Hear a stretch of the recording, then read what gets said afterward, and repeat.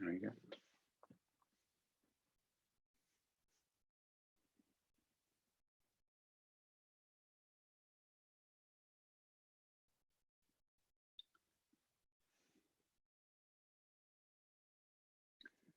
Hello, everyone. Thanks so much for joining this live stream. If you're watching, I could see there were 6 people, and now there's 1. So I'm hoping I haven't messed up the streaming technology. But if I have, well, I can only apologize, and hopefully you will see this at a later point today.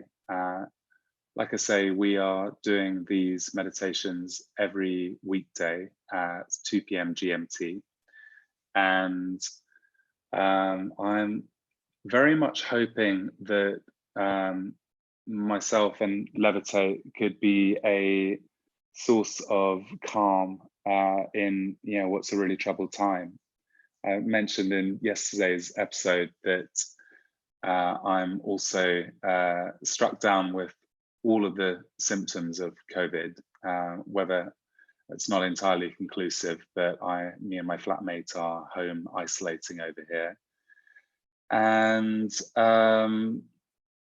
it's a little uncomfortable. It's a little frightening at times. And it's been very amazing to see how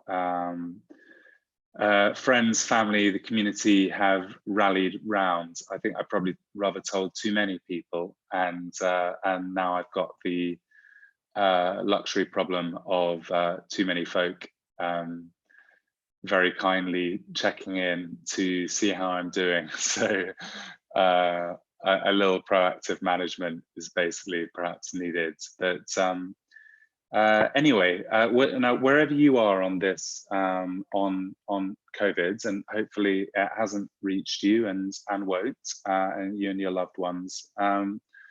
Thought what would be really useful today is another meditation, simply about finding some kind of balance. I can say that for me, there is well, I'm fighting 2 urges. So the one urge is to be calm at all costs. The other urge is to be sensible and responsible, and alert people to symptoms and get in touch with the authorities at the right time. It's difficult to think about medical things and stay calm. They seem to sort of be a yin and yang kind of deal. But I do feel that meditation has ideally prepared me for such an eventuality. So I'm not saying I'm always going to get it right. I think probably quite the opposite half the time. But finding some kind of balance is actually the way out of some really quite awful situations. And so we're going to do just that. Mindfulness is very much about, if you imagine on, well, the way most of us live our lives on a somewhat surface level, where there is myself, and myself clearly isn't the same as someone else. And there's light and there's dark and there's good and there's evil and there's healthy and there's unhealthy. Everything's sort of existing in a binary.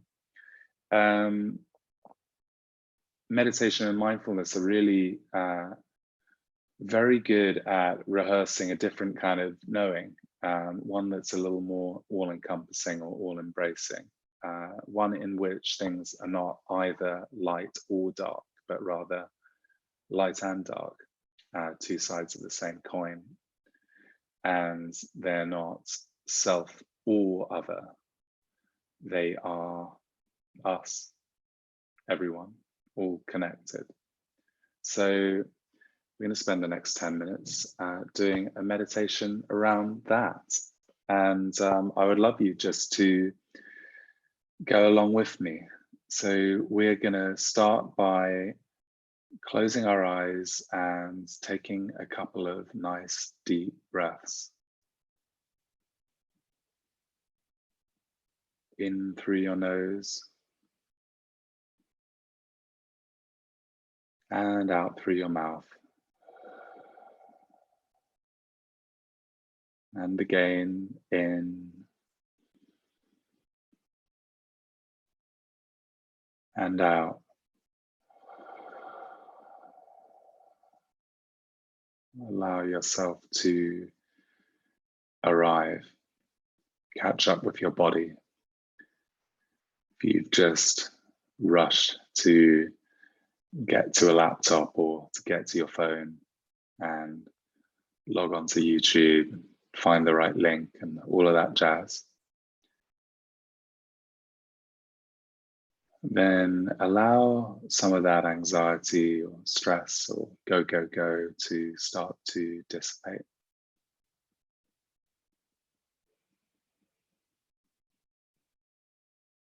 Often your body's here, that your mind's somewhere else.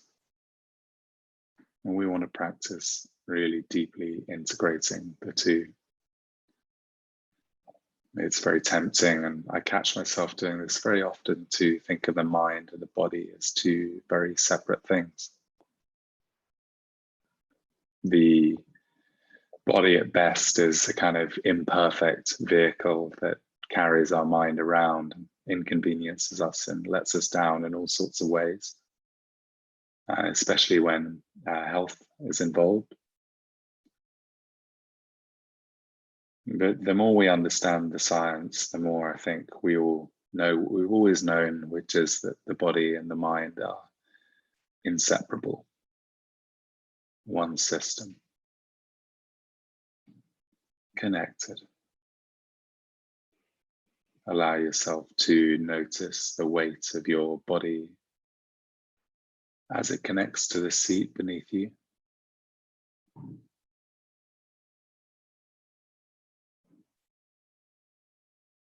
And if your feet are on the ground, then notice their connection to the ground, their sense of pressing or contact.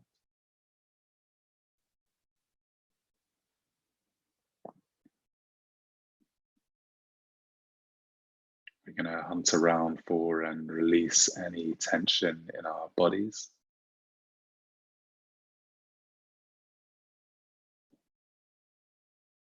So check in with the soles of your feet.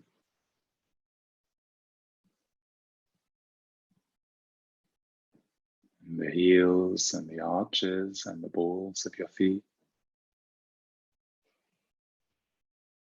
And your toes. And wherever you find tension, just allow things to soften and melt.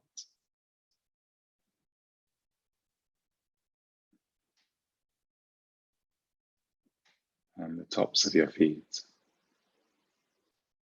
your heels and the ankles,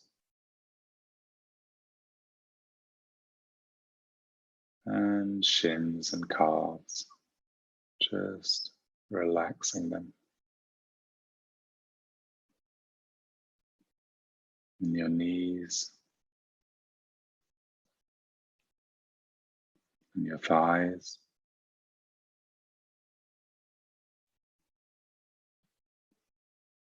and your seat and your pelvis and hips, just allowing any tension to release.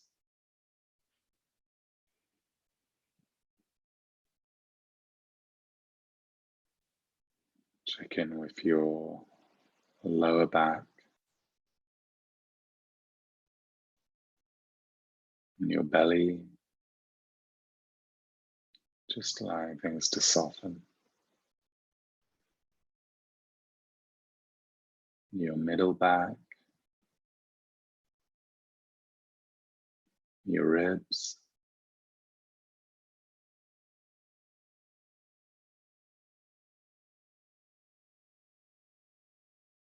your chest,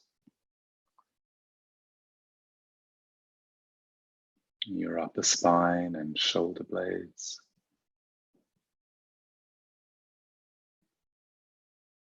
your biceps and triceps,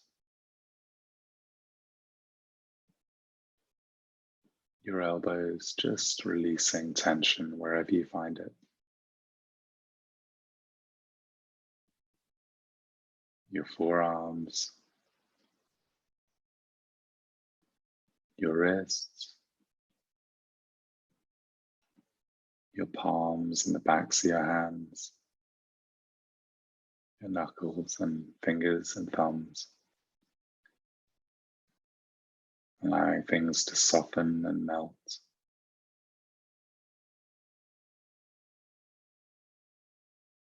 Your neck, the back of your neck,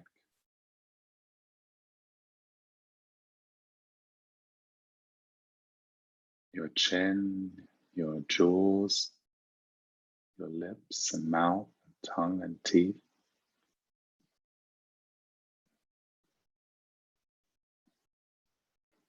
Your cheekbones, your nose, your eyes. It's really very easy to sit in a meditative kind of position, but be clenching your jaws or staring hard behind your closed eyelids without even realizing you're doing it.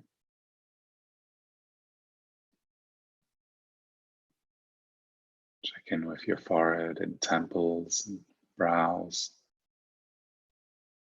the back of your head and the crown of your head, just allowing the tension to release.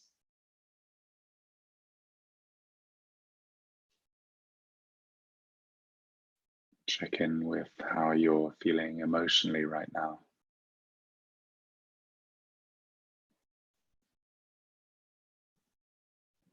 Are you stressed? Are you relaxed? Are you feeling constricted? Hopeful or hopeless?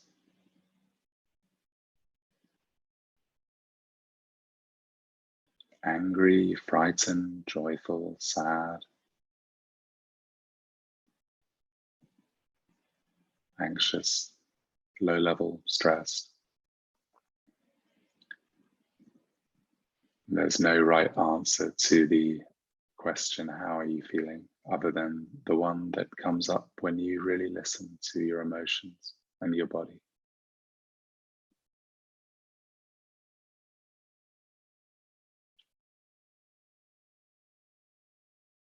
We are training ourselves up to be better listeners. If we were truly practiced at listening to the quieter sounds in our bodies, noticing the finer details of our environment and our inner landscapes, then we wouldn't be taken by surprise, sudden back problem, an expensive trip to the osteopath, a hunger that seems to come out of nowhere, an overwhelming tiredness, a mental health episode,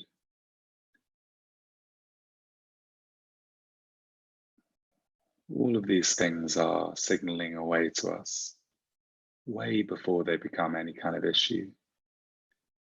And the trick is to connect more deeply with your body, with your physical sensations, with your environment, with the people around you. Because when you are able to expand the amounts of attention you give to yourself, your environment, you will feel much more connected. And when we feel connected, we feel most alive.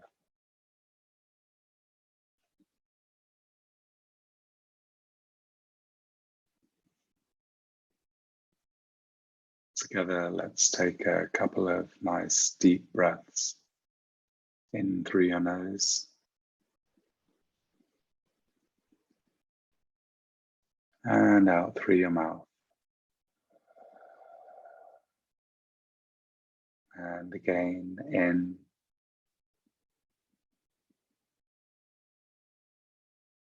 and out.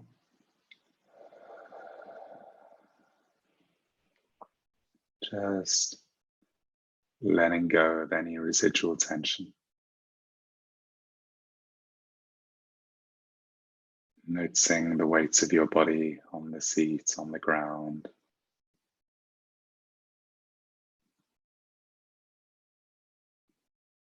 Letting go of the need to be strong or to be any particular way other than however it is that you happen to be feeling.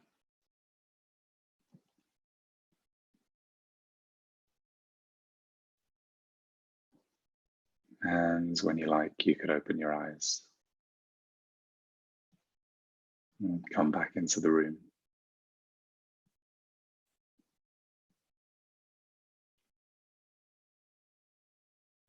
So I want to say thank you so much for joining for another episode of Levitate Live. If you're watching this on YouTube, on our YouTube channel, then there's a chat box beside the video, and you can actually pop in any questions you might have about meditation, about what it's like to have COVID. I tell you what it's like to have my symptoms. Any difficulties you're having staying calm or connected, and I'd be really, really happy to help. So I will stay online for just a couple of minutes more in case anyone wants to say anything in the chat box.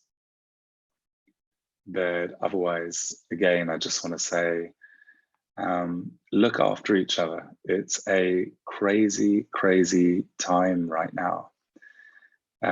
If I had a time machine, thanks, Lewis. I saw you were here yesterday as well. It's very, very sweet of you to come back. If I had a time machine, I wrote a little list of supplies that I wish I had a week's worth.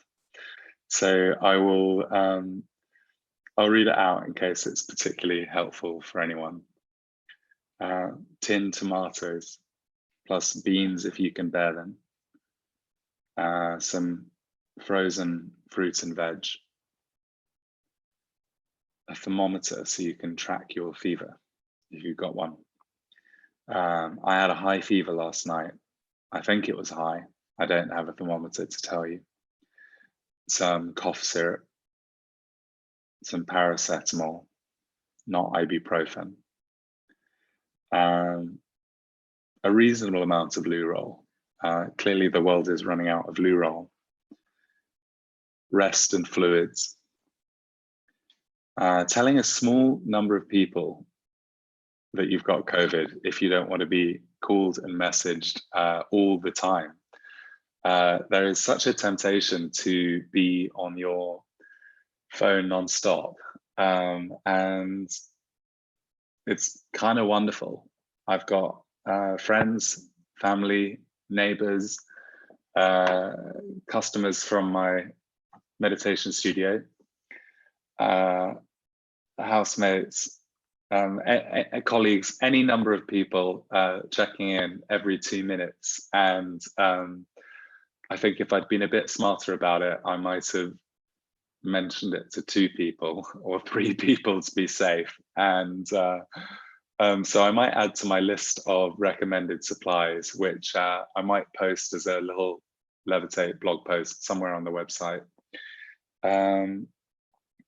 Proactively managing your communications, and actually it cuts both ways. So if you tell people you're going to give them an update at 9 a.m. and 5 p.m., then they won't have such reason to worry about you in between. And if you tell yourself that you're going to switch off your phone news notifications and perhaps just check for 5 minutes a day, then you won't be tempted to keep on reading the news or be alarmed and check every time you get a notification. So I'm learning on the go.